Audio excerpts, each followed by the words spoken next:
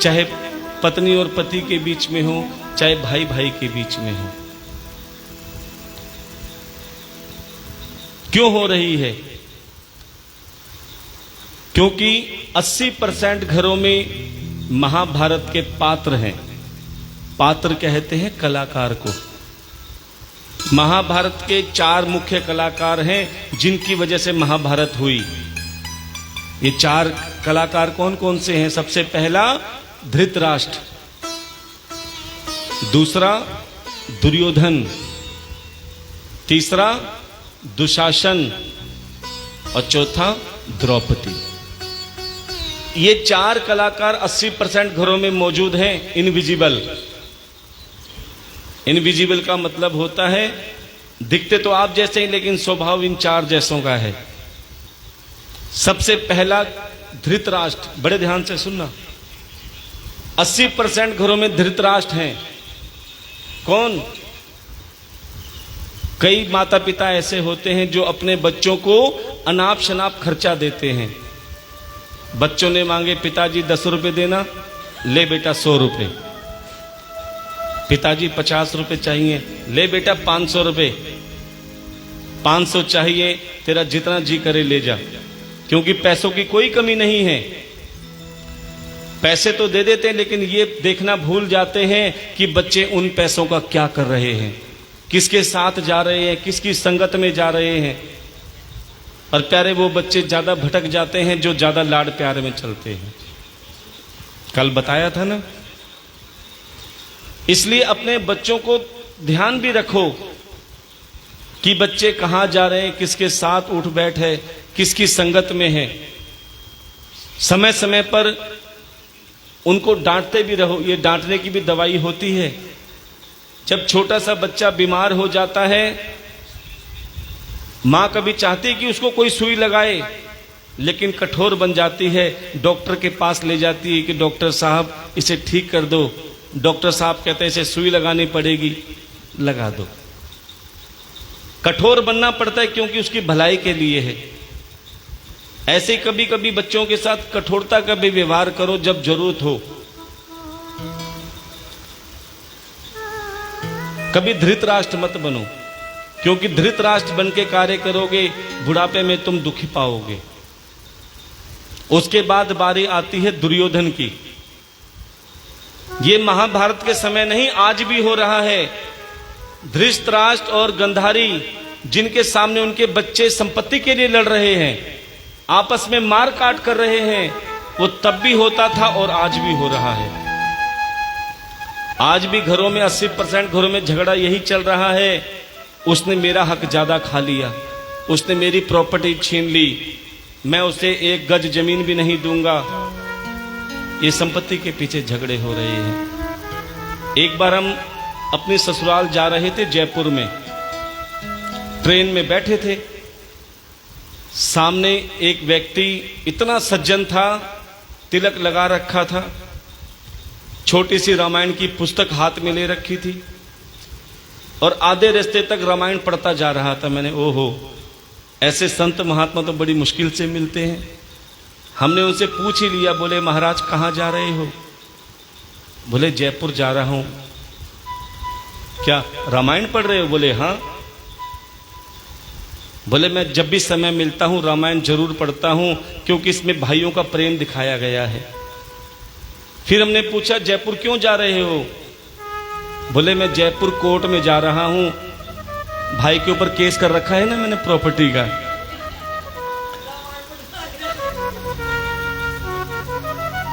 तो ध्यान देना सज्जनों, ऐसी रामायण पढ़ने का भी कोई फायदा नहीं। रामचरितमानस का अर्थ क्या है? रामचरितमानस पढ़ते तो सब हैं, लेकिन उसका अर्थ कोई नहीं जानता। रामचरितमानस का अर्थ है राम के चरित्र को मन में बिठाओ। पढ़ तो रहे हो, लेकिन भाई पे केस कर रखा है तो उसका पढ़ने का क्या फायदा? उसमें भाई भाई का प्रेम दिखाया है, और प्रेम का मतलब पाना नहीं होता, प्रेम का मतलब होता है त्याग करना। माता पिता की आज्ञा से राम ने अपने सुख साधन त्याग दिए। भाई के जाने पर भरत ने अपनी गद्दी त्याग दी, केवल श्री राम जी के खड़ाऊ लेकर उन्हें गद्दी पे बिठा दो।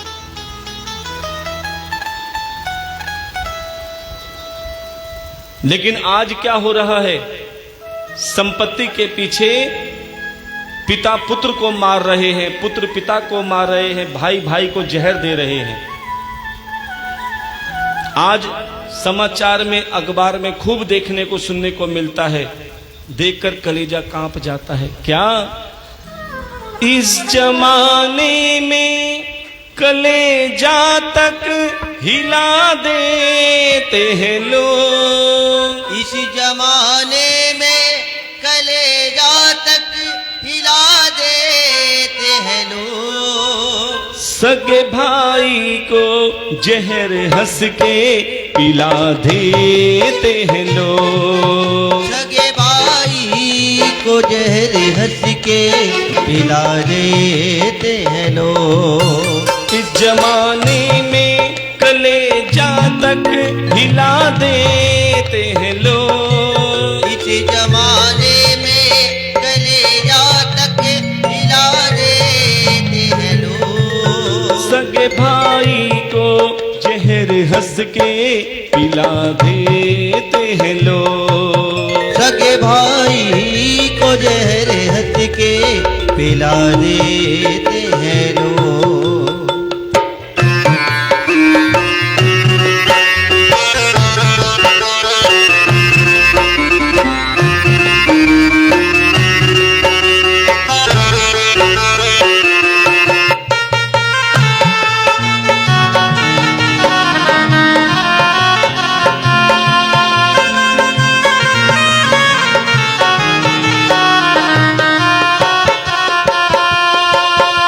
प्यारे, आज सब पैसों को अहमियत देते हैं। कदर उसकी होती है जिसके जेब में पैसे हैं। जिसकी जेब में पैसे हैं सब पूछते हैं आप कैसे हैं। अभी लॉकडाउन आया था, लॉकडाउन में इंसान की इंसान से पहचान हो गई। जब सुख साधन थे तो दूर का रिश्तेदार भी कहता था मैं तुम्हारा दूर का रिश्तेदार हूं। और जब लॉकडाउन आया, जब जरूरत पड़ी तो प्यारे लोगों ने दरवाजे बंद कर दिए। लोग पहचानना भूल गए, फोन नंबर डिलीट कर दिए। और जिनके पास धन दौलत थी वो क्या कहते थे, बहन बढ़ाना भैया, पैसे बिन प्यार कहाँ, पैसे बिन यार कहाँ, पैसे बिन प्यार कहाँ, पैसे बिन यार कहाँ। गैर तो गैर है अपनों का एतबार कहाँ, गैर तो गैर है अपनों का एतबार कहाँ। बैठ कर दिल में राज दिल का चुरा लेते हैं लोग, बैठ कर दिल में राज दिल का चुरा लेते हैं लोग। सगे भाई को जहर हंस के पिला देते हैं लोग, सगे भाई को जहर हंस के पिला देते हैं लोग।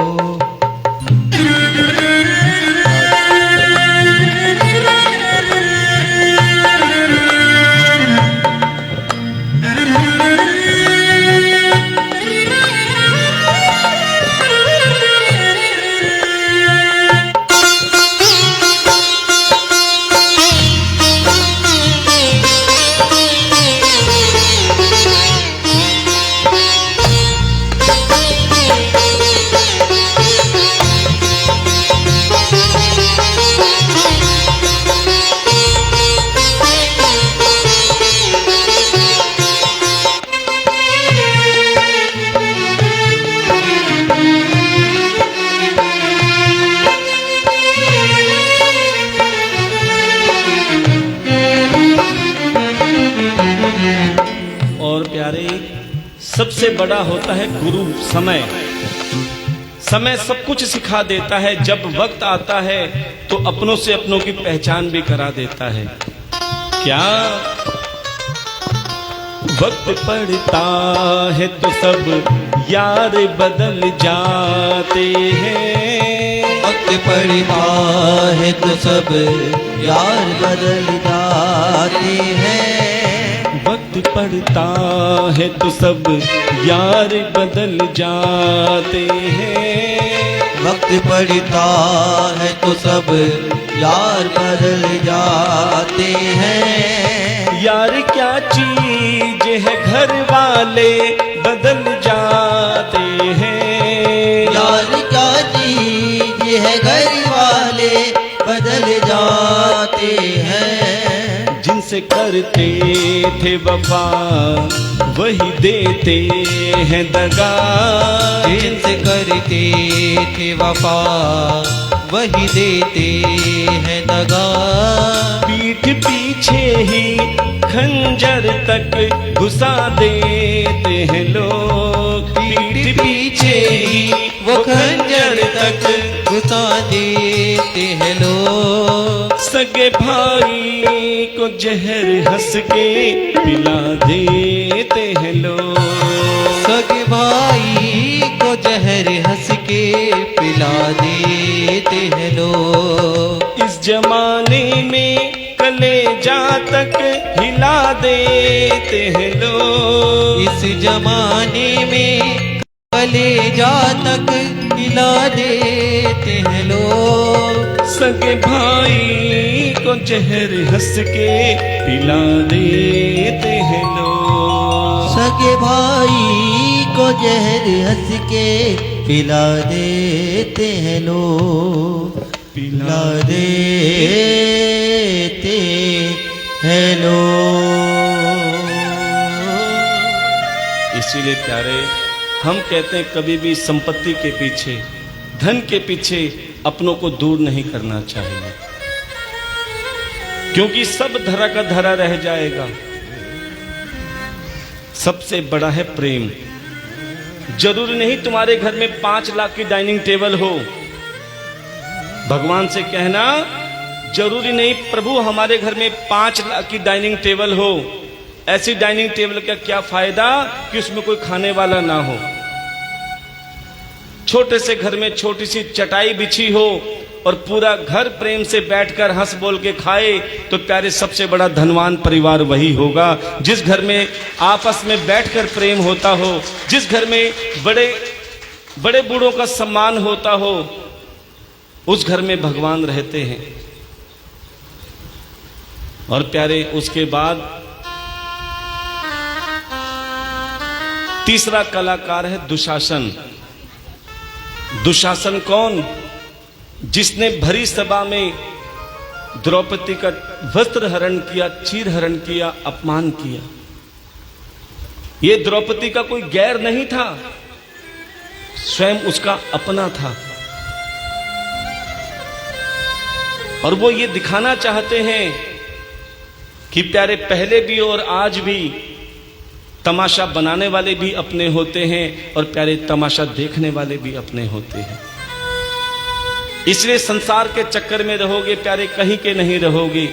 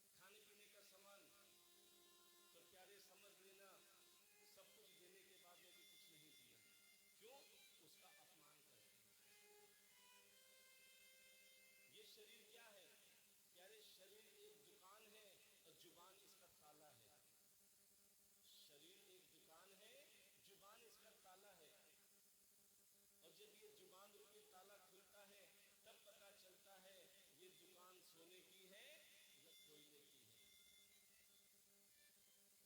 इसीलिए प्यारे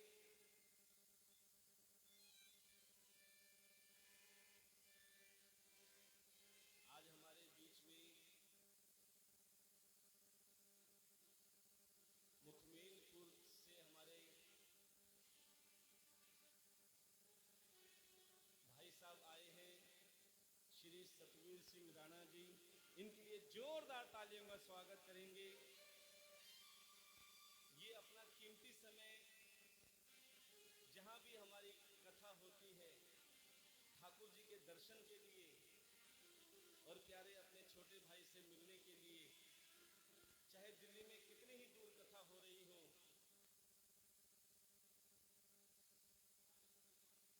बिल्कुल बिल्कुल बारिश में भी इन्होंने अपना कीमती समय ठाकुर जी को दिए। एक बार इनके लिए जोरदार तालियों का स्वागत करेंगे।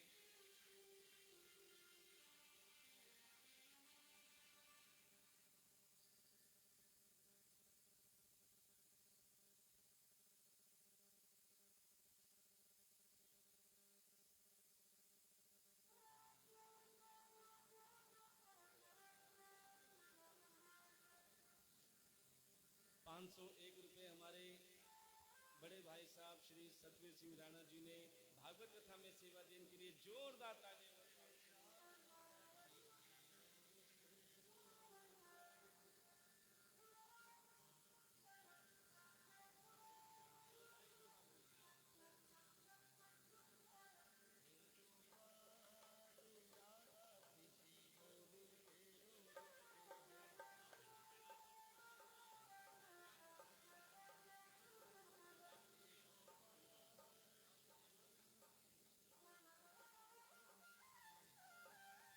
इनके गांव में हमने कथा करी थी। विश्वास मानो हमारे भाई जी ने अपने पूरे समर्पण भाव से भागवत कथा में सेवा करके भागवत कथा का मान बढ़ाया था।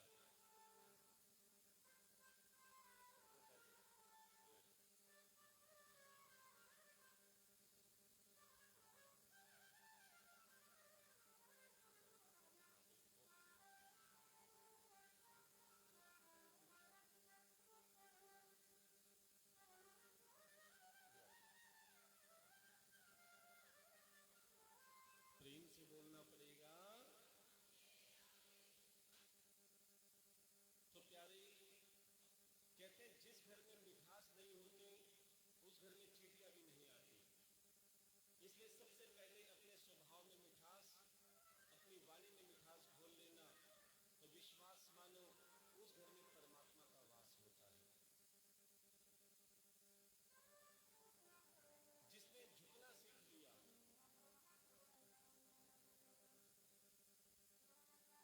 दो चीजें बहुत आवश्यक होती हैं, क्षमा मांगना और क्षमा करना। लेकिन दुर्योधन झुकने को तैयार नहीं।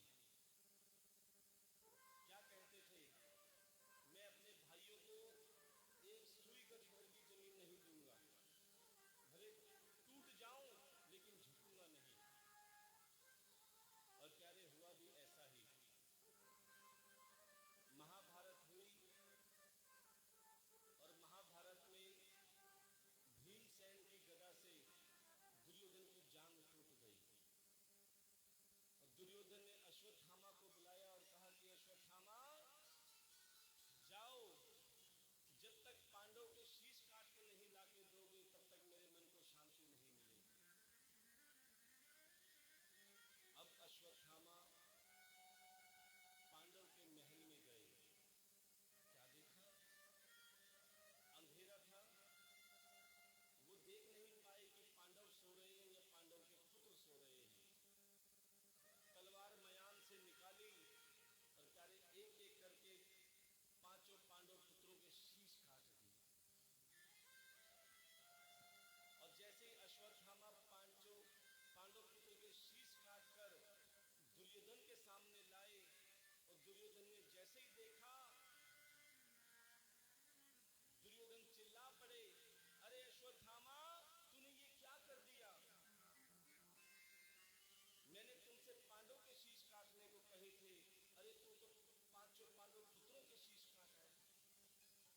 माना कि मैं बहुत बड़ा पापी हूं, जो दुर्योधन कह रहे हैं कि माना कि मैं बहुत बड़ा पापी हूं, लेकिन जो तुमने कार्य किया है प्यारे वो माफी के काबिल नहीं है, इसका भुगतान तुम्हें करना पड़ेगा। और प्यारे हुआ भी ऐसा ही। द्रौपदी जिनके पांचों पुत्र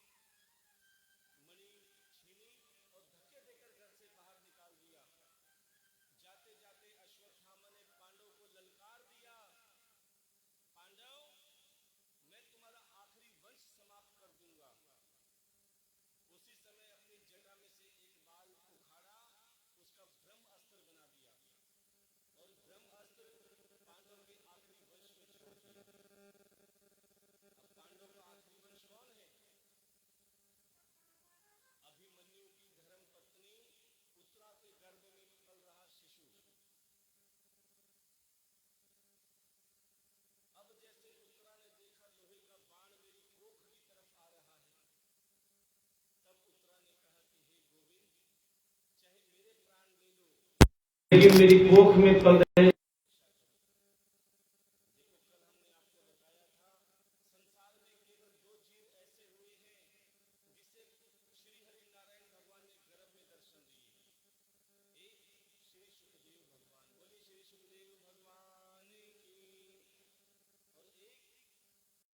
गर्भ में पल रहा शिशु। श्री हरि नारायण भगवान ने अपने सुदर्शन चक्र से उस ब्रह्म अस्त्र के टुकड़े किए, उसके बाद उत्तरा के गर्भ में जाकर उसकी रक्षा करी और उसे दर्शन दिए। और उसी उत्तरा के गर्भ में उस जब शिशु का जन्म हुआ तो ब्राह्मण ने उसका नाम रखा परीक्षित। क्या रखा? परीक्षित का अर्थ होता है पररक्षित, जो दूसरों की रक्षा करती है। अरे अपना पेट तो सब भरते हैं, इंसान वही जो दूसरों के काम आए, जो दूसरों की खुशी में अपनी खुशी देखे। आजकल तो दूसरों के दुख में खुशी मनाई जाती है। जिस समय तुम्हारा ये स्वभाव आ जाए कि प्यारे दूसरों के दुख में जब तुम्हारा मन भी दुखी हो तो समझ लेना तुम परमात्मा के निकट बैठे हो। और जिस समय तुम्हारा मन दूसरों के दुख से खुश हो तो समझ लेना अभी परमात्मा से बहुत दूर हो। इसलिए जितना हो सके प्यारे अपने हाथों से दूसरों के लिए सेवा करो। कभी अन्न का दान देकर देखो, कभी जल का दान देकर देखो, कभी कन्यादान करके देखो। किसी भी रूप में दान दोगे तो आपके मन को शांति मिलेगी। ध्यान देना, जब आप किसी भूखे को भोजन कराते हो ना, और प्यारे जब वो भूखा भोजन करके खुश होता है, प्रसन्न होता है, तो प्यारे वो भूखा प्रसन्न नहीं होता, मेरा गोविंद प्रसन्न होता है। कहते तुम मुझे भोग लगाओ या मत लगाओ, लेकिन जो मेरे भक्तों को भोग लगाते हैं, जो जरूरतमंदों को अन्न का दान करते हैं, समझ लेना मुझे भोग अपने आप लग जाता है। अब प्यारे ब्राह्मण ने कहा, राजा परीक्षित ऐसे राजा बनेंगे जिसके राज्य में कभी अधर्म नहीं होगा। क्योंकि राजा परीक्षित स्वयं अपने राज्य में घुमा करते थे, कोई अधर्म तो नहीं हो रहा। एक दिन क्या देखा, राजा परीक्षित अपने राज्य में घूम रहे थे, एक राक्षस एक बैल को मार रहा था और पास में गौ माता रो रही थी। राजा परीक्षित हैरान हो गए कि मेरे राज्य में इतना बड़ा अधर्म। तलवार निकाली और जैसे ही उस राक्षस को मारने जा रहे थे, तभी मन में आया कहीं मेरे से अनर्थ ना हो जाए, देखो तो सही बात क्या है। गए गौ माता के पास, कहने लगे, देवी आप कौन हैं? गौ माता ने कहा, मैं पृथ्वी हूं। क्या हूं? पृथ्वी। और ये राक्षस ये और कोई नहीं, ये कलयुग है। और ये जो बैल है ना जिसे मार रहे हैं, ये बैल और कोई नहीं, ये धर्म है।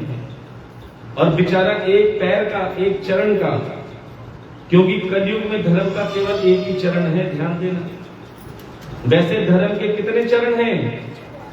4। ये आपसे पूछा जाएगा, बड़े ध्यान से सुनना। वैसे आप बड़े ध्यान से सुन रहे हो। धर्म के 4 चरण होते हैं। कितने चरण होते हैं? 4। अब मेरे साथ साथ बोलना, याद भी रहेगा।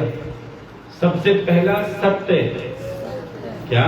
सत्य। दूसरा तप, तीसरा दया और चौथा दान। पहला सत्य, दूसरा तप, तीसरा और चौथा दान। ये चारों चरण कब थे? जब सतयुग था। सतयुग में लोग सत्य भी बोलते थे, हजारों साल तक तप भी करते थे, एक दूसरे के लिए दया की भावना भी थी और खूब दान पुण्य करते थे। तभी तो श्री हरि नारायण भगवान सतयुग में साक्षात दिखते थे। जैसे ही सतयुग गया, धर्म का एक चरण समाप्त हो गया, अर्थात सत्य चला गया। त्रेता युग में 3 चरण रह गए। कौन कौन से? तप, दया और दान। जैसे ही त्रेता युग गया, तप भी समाप्त हो गया। अब द्वापर में 2 चरण रह गए, कौन से? दया और दान। अब जैसे ही द्वापर गया, एक चरण और समाप्त हो गया, दया। अब कलयुग में केवल एक चरण बचा है, वो है दान का। इसीलिए संत महात्मा सत्संग द्वारा, कथा द्वारा दान की महिमा बताते हैं, सेवा की महिमा बताते हैं, क्योंकि इसी दान से, इस धर्म से ये संसार टिका हुआ है। सतयुग में कहते थे झूठ बोलेंगे तो पाप लगेगा। कलयुग में क्या कहा जाता है? भैया झूठ नहीं बोलेंगे तो परिवार कैसे चलेगा? गलत तो नहीं कहा कि झूठ नहीं बोलेंगे तो परिवार कैसे चलेगा? सतयुग में हजारों वर्ष तक तप किया जाता था। कलयुग में छूट मिली है, लेकिन 3 घंटे भी नहीं बैठा जाता, तप भी समाप्त होता जा रहा है। दया, पहले 2 जनों की लड़ाई होती थी तो तीसरा बचाने के लिए आता था कि भैया मत मारो, लग जाएगी। और आज खुलेआम चक्कू चल रहे हैं, खुलेआम गोलियां चल रही हैं, खुलेआम मारकाट हो रही है, कोई बचाने नहीं आता, सिर्फ वीडियो बनाते हैं दूर से। हम अपने व्हाट्सएप पे डालेंगे, फेसबुक पे डालेंगे, इधर डालेंगे, उधर डालेंगे। क्यों? क्योंकि दया नहीं बची। दया होती तो बचाने आते, क्योंकि दया का काम भी नहीं है। इसलिए केवल दान तो कर सकते हैं अपने हाथ से, जितना हो सके। अगर आप चाहते हो कि हमारा भविष्य सुधरे, किसी के आगे हाथ फैलाने की नौबत ना आए, तो प्यारे अपने हाथों से देना सीखो। जिसके हाथ सेवा में आगे रहते हैं, मेरे ठाकुर उसे कभी मांगने वालों की लाइन में नहीं लगाने देते। इसीलिए प्यारे, सेवा का बहुत बड़ा महत्व है, भजन का बहुत बड़ा महत्व है। इसीलिए सत्संग में संत महात्मा बार बार कहते हैं कि अभी भी कुछ नहीं बिगड़ा, भगवान का नाम ले लो। क्या? तूने राम नाम नहीं लीना, तूने राम नाम नहीं लीना, तूने श्याम नाम नहीं लीना, तूने श्याम नाम नहीं लीना। इस भरी जवानी में अरे तू डूब के मर जा रे, चुल्लू भर पानी में, पानी में डूब के मर जा रे, चुल्लू भर पानी में। तूने राम नाम नहीं लीना, तूने राम नाम नहीं लीना, तूने श्याम नाम नहीं लीना, तूने श्याम नाम नहीं लीना। इस भरी जवानी में अरे तू डूब के मर जा रे, चुल्लू भर पानी में, पानी में डूब के मर जा रे, चुल्लू भर पानी में।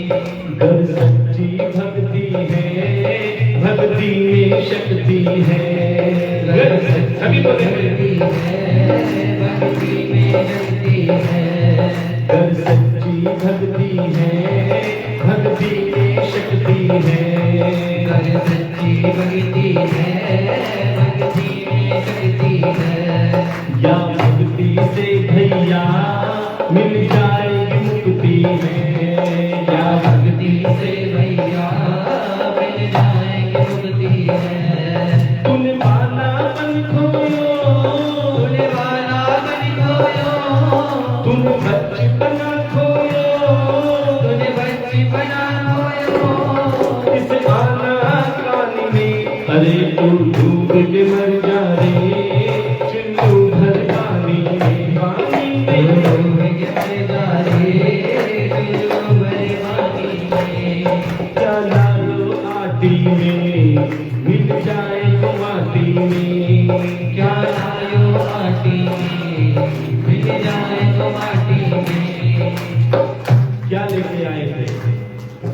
धन दौलत लेके आए थे, कोठी बंगले लाए थे, अच्छा साथ लेके जाओगे,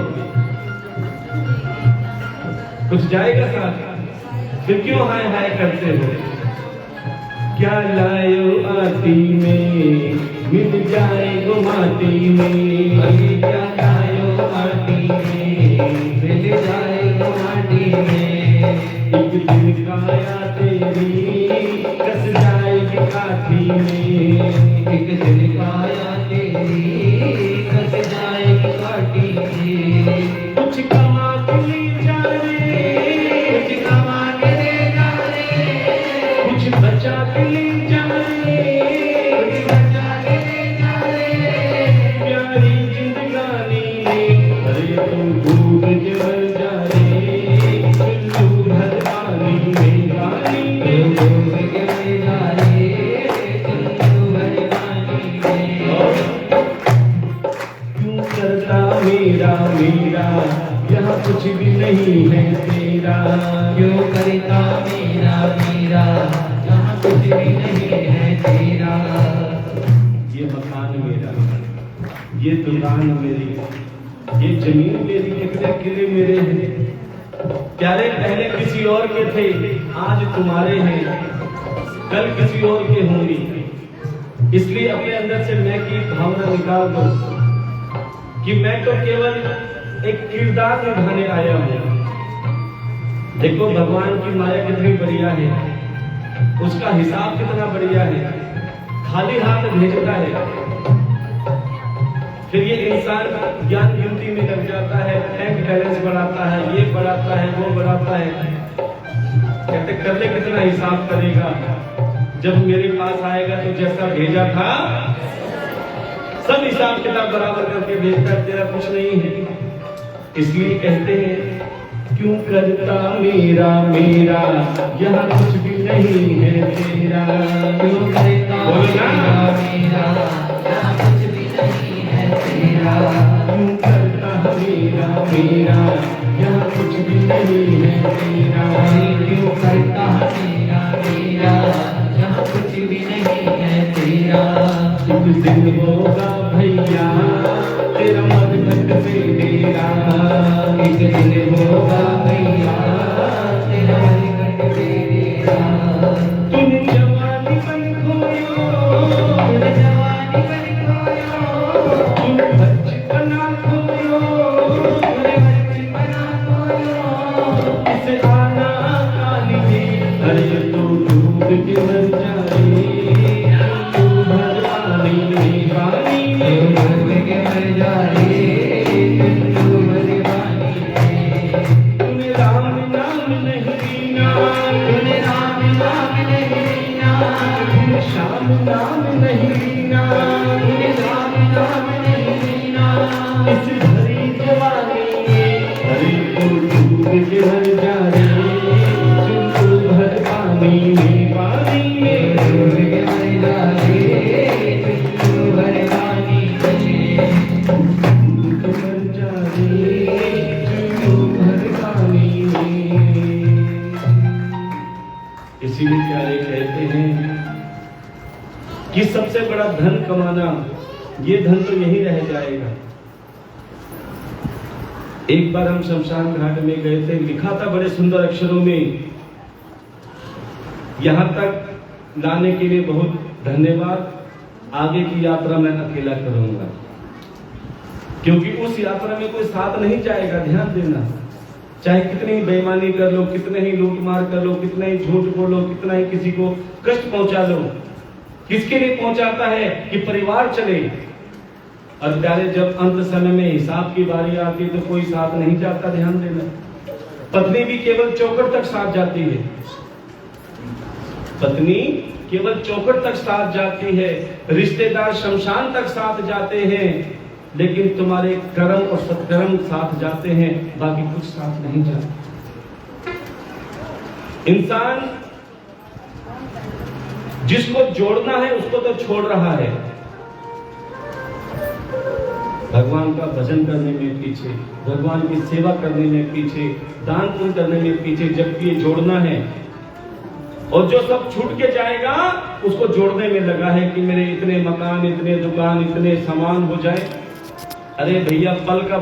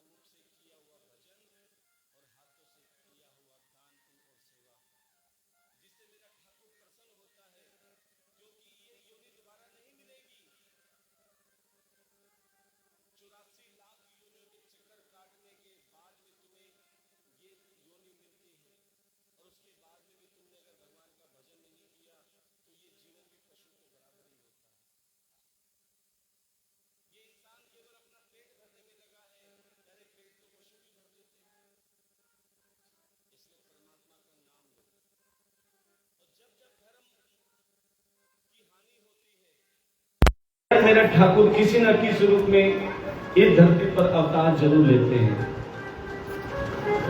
भगवान किसके लिए आते हैं, ध्यान देना। भगवान जब भी आए हैं किसके लिए आए हैं? तुम्हारे लिए? बिल्कुल नहीं। किसके लिए आए हैं? भगवान जब भी आए हैं पापियों के लिए आए हैं, क्योंकि रावण नहीं होते तो राम नहीं आते, रावण नहीं होते तो राम नहीं आते, और कंस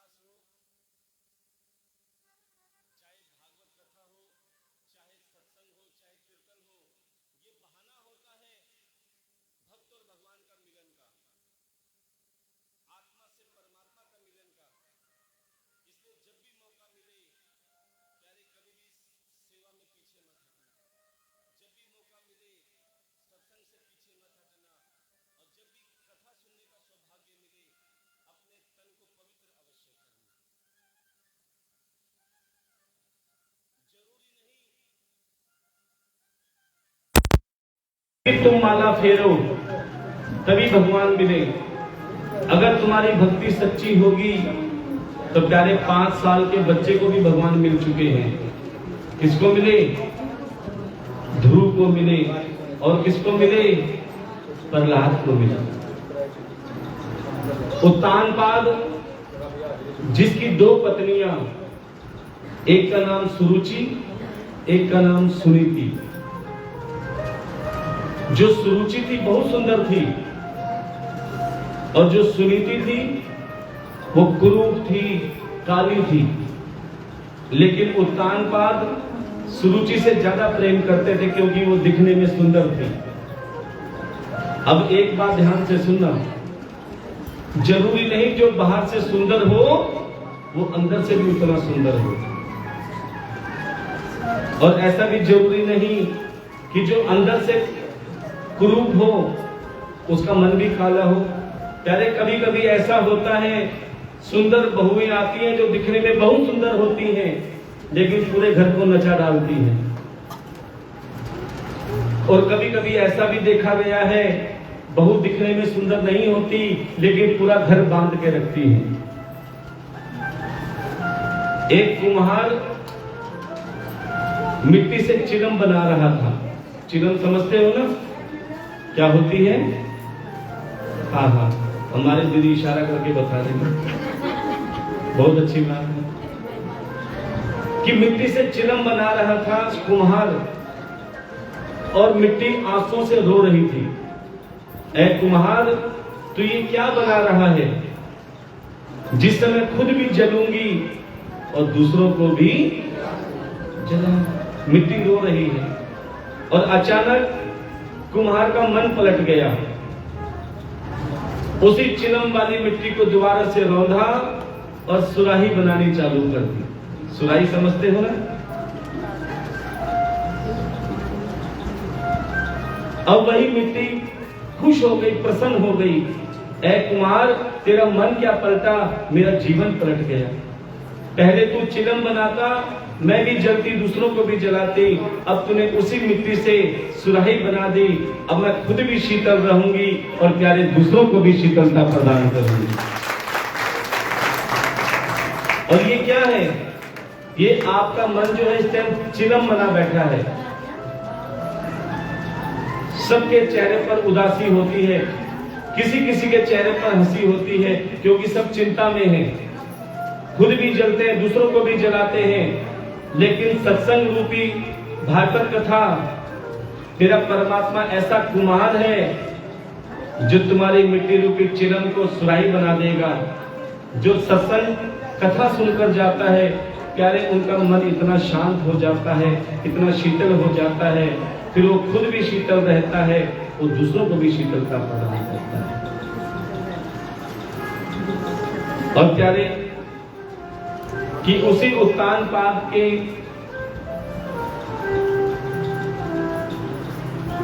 सुरुचि का पुत्र उत्तम, जो सभा में अपने पिता की गोद में बैठा था, तभी सुनीति का पुत्र ध्रुव जैसे अपने पिता की गोद में बैठा, तभी सुरुचि माँ ने हाथ पकड़ के उतार दिया कि कहाँ बैठता है।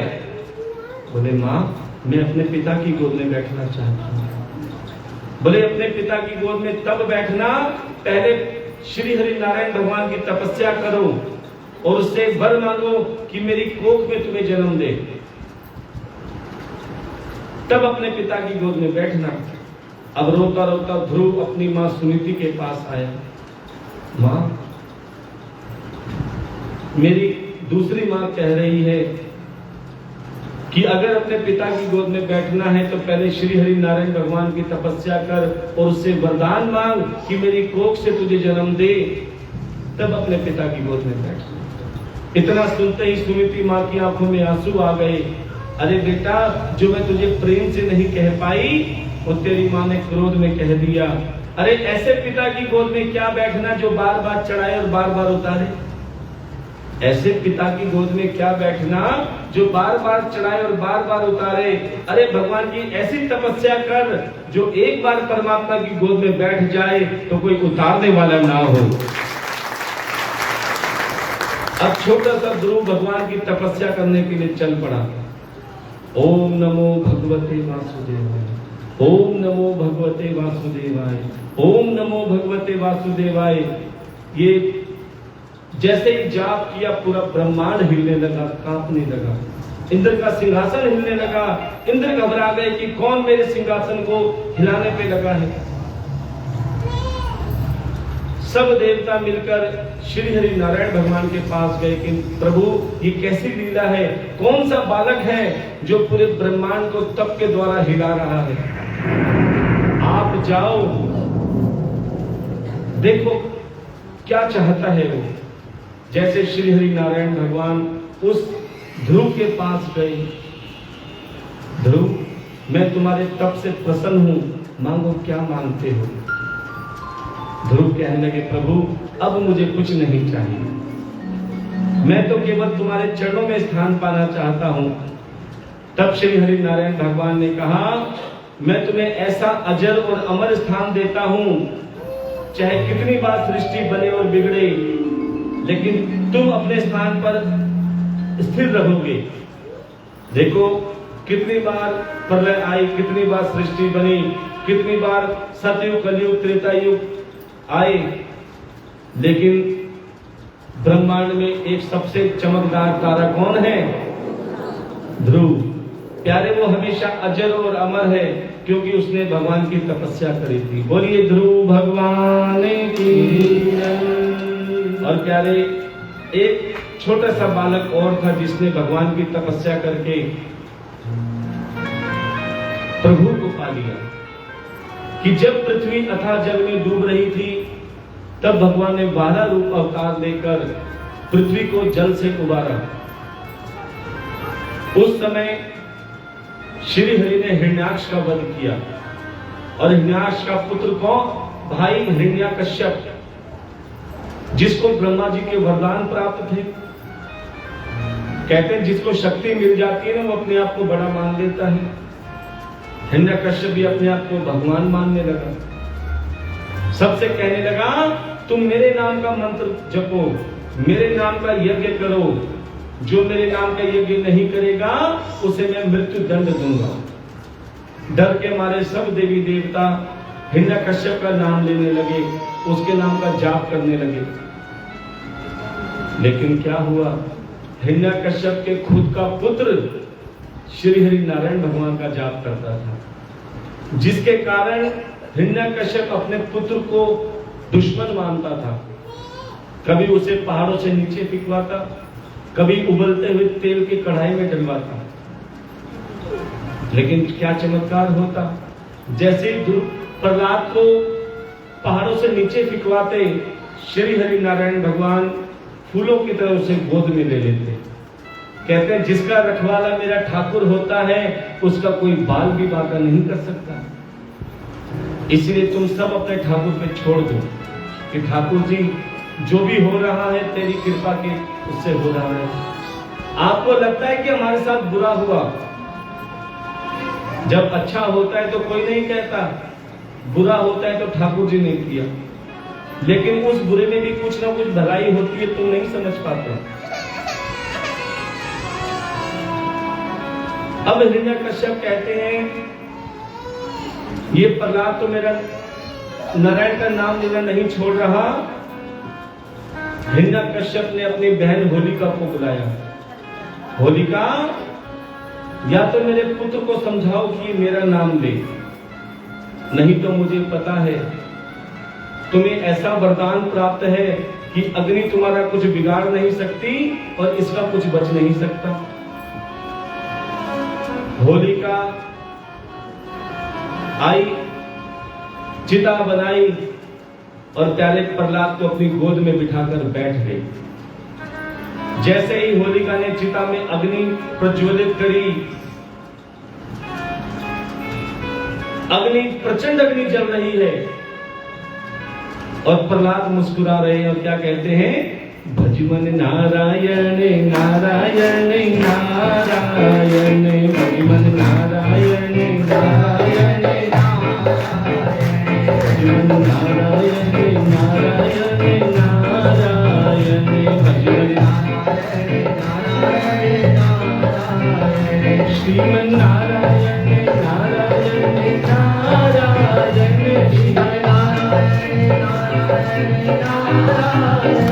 लक्ष्मी नारायण नारायण नारायण, लक्ष्मी नारायण प्यारे, चमत्कार हुआ कि जिस होलिका को वरदान था कि अग्नि उसका कुछ बिगाड़ नहीं सकती, प्यारे वो होलिका जल गई और भक्त प्रहलाद बच गए। बोलिए भक्त प्रहलाद की। अब तो हिरण्यकश्यप और घबरा गए, आश्चर्य में पड़ गए और पूछने लगे प्रहलाद से कि प्रहलाद, जिसका तुम नाम लेते हो ना, लगता है वो शक्ति है। अब हिरण्यकश्यप को भी विश्वास हो गया कहीं ना कहीं भगवान तो है। अब पूछते हैं, बता प्रहलाद, जिसका तू नाम लेता है ना नारायण, वो कहां कहां है? अच्छा मैं आपसे पूछता हूं, बताओ भगवान कहां है? कहां पे है भगवान? कहां पे है? बहुत अच्छी बात है। कहां पे है? मन में है। दीदी कहां पे है भगवान? कई कहते हैं मन में है, कई तो कहते हैं यहाँ पे है, कई कहते हैं दिल में है।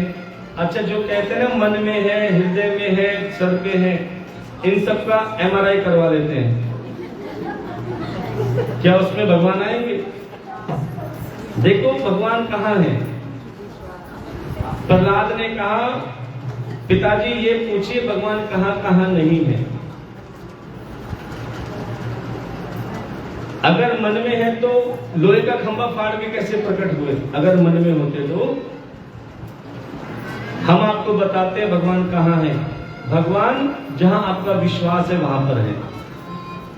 कहते हैं मन में विश्वास हो तो पत्थर में भी भगवान है, और विश्वास नहीं है तो साक्षात चतुर्भुज रूप में भगवान भी आ जाए तो पहचान नहीं पाओगे। बोले तेरा भगवान हर जगह है? बोले हाँ। कण कण में है? बोले हाँ। चींटी में भी है? बोले हाँ। हाथी में भी है? बोले हाँ। लोहे के खंभे में भी है? बोले हाँ। अब तो हिरण्यकश्यप ने छोटे प्रहलाद भगत का चैलेंज कर दिया कि बता, अगर लोहे के खंभे में तो निकाल के दिखा। बहुत कहते हैं ना नारायण नारायण नारायण, निकाल के दिखा लोहे के खंभे में से, अगर तेरा भगवान इसमें है। अब प्रहलाद चुपचाप, क्योंकि देखो ये छोटे से भक्त प्रहलाद का विश्वास कितना तगड़ा है। बोले चिंता मत करो, अगर तुमने कहा है कि इसमें है तो मेरा ठाकुर भी आएगा, केवल तुम बुलाने वाले बनो। कौन कौन मेरे ठाकुर को बुलाना चाहता है? तो मेरे ठाकुर तुम्हारे लिए आएगा, लेकिन तुम्हें कहना पड़ेगा क्या?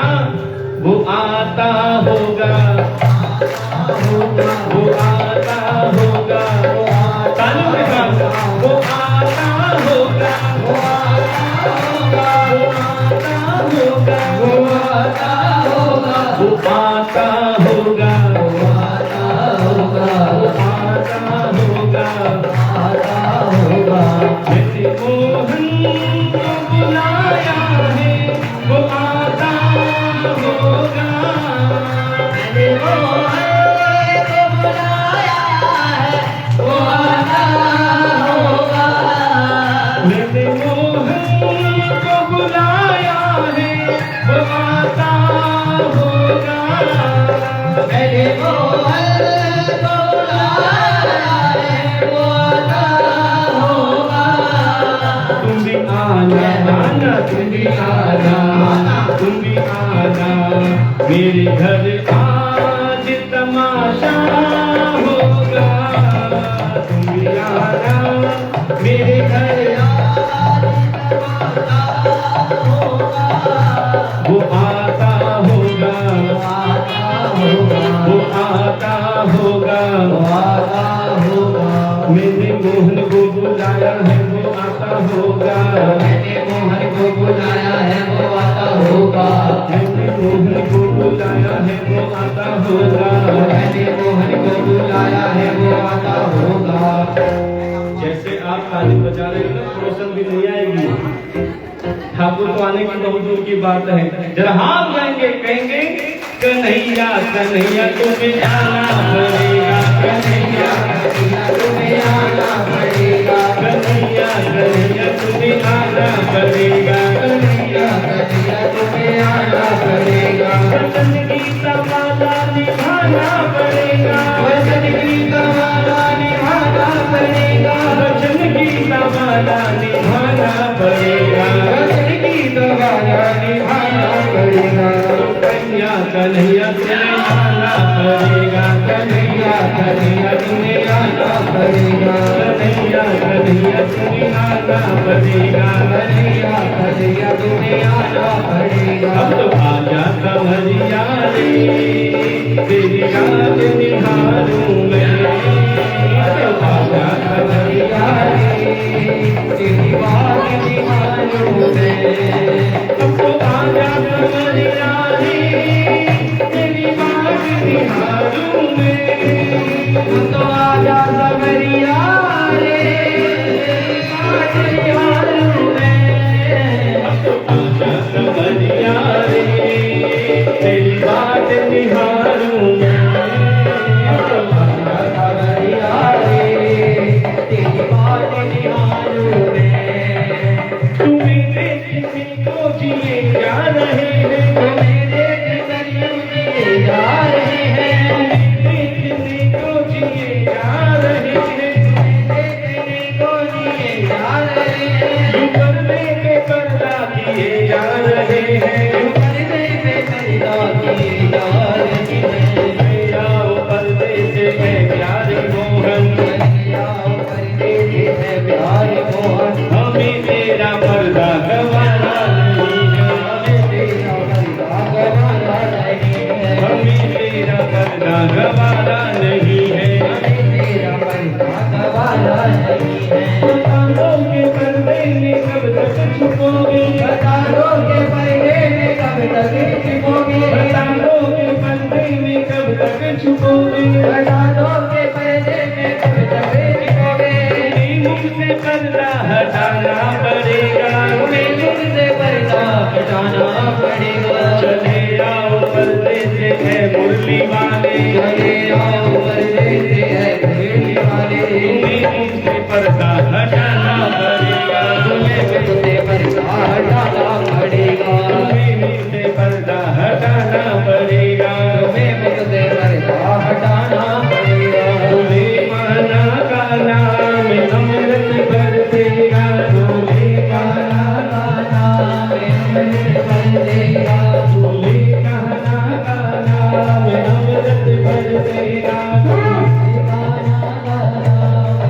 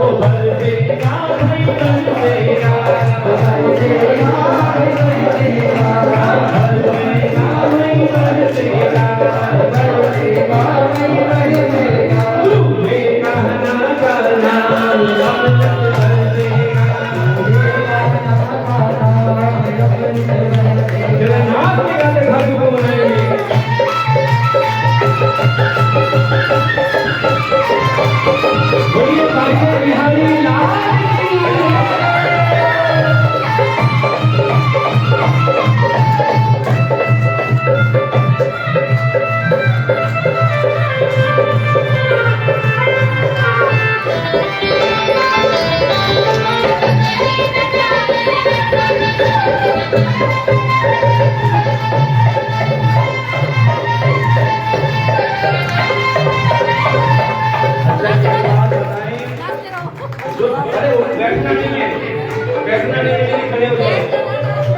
पड़ोसन से प्रेम करते वो बैठे रहो, जो ठाकुर से प्रेम करते अपने स्थान पे खड़े हो जाओ, क्योंकि जो ठाकुर के सामने नाचता है उसे संसार से आगे नाचने की जरूरत है। तेरे प्यार से कोई सौगात नहीं, तेरे प्यार से कोई सौगात नहीं, मेरे दिल चाहिए।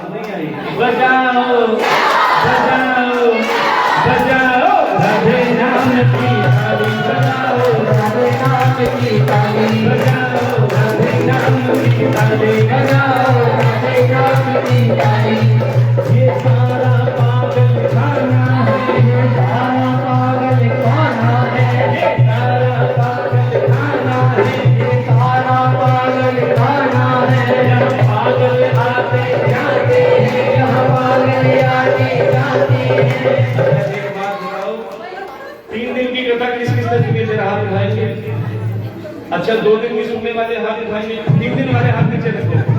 2 दिन की कथा सुनने वाले हाथ उठाएंगे, जो आज आ जाए वो हाथ उठाएंगे।